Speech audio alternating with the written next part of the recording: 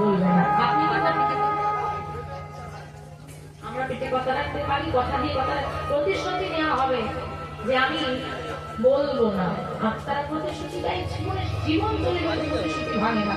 আর আমরা দিদি আমার কথাটা তোমাকে বলছি, তুমি তুমি কাউকে বলো না। না না তোমার দুঃখের কথা কাউকে বলি আমি ভাবলে কি করে? পাশের জন্য কি বলছে, দিদি আপনাকে তো বলতে বলিস না, তুমি তো বুধবার করেছে গ্রাম জানাজানি হয়ে গেল, সবাই বলার পরে একটা কথা বলে দিলে কাউকে বলিস না। আমি জানি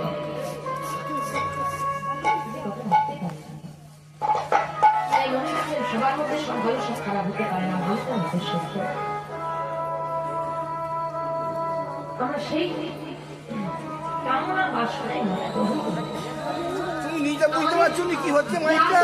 অজ্ঞাত বশত যে সমস্ত পাপ কর্মে লিপ্ত হচ্ছে, সে সমস্ত পাপ কর্মের মধ্যে অজ্ঞাত পাপ কম, জ্ঞাত পাপ বেশি।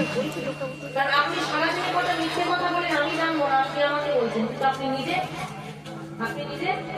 জানেন। আপনি সারাদিনে আপনি যে সমস্ত কর্ম করেন, হাত রেখে বলুন তো যে আপনি জানেন না আপনি কতগুলো ভুল আপনি সব জানেন।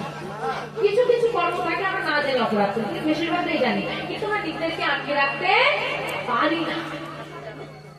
যে আটকে রাখতে দিচ্ছে না, আমি জানি না এতে হাত দিলে হাতটা উঠবেই, তবুও আমি নিজের হাতটাকে আটকে রাখতে পারছি না, সেই আগুনে গিয়ে দিচ্ছি।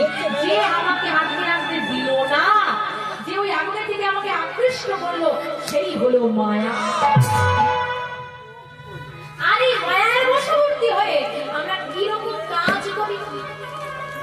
একটা গল্প বলছি, মন দিয়ে শুনবেন, সহজে বুঝতে পারবেন। একটি গ্রামে জলের অভাব দেখা যায়। আমি সবাইকে বলি, মা এই যে বাচ্চাগুলো স্কুলে যায় দেখবেন, স্কুলে পড়ায় জল নষ্ট করো না, পড়ায় গাছ বাঁচাও। আগে বলুন তো, আমরা সেই স্কুলে যেটা পড়ে এলাম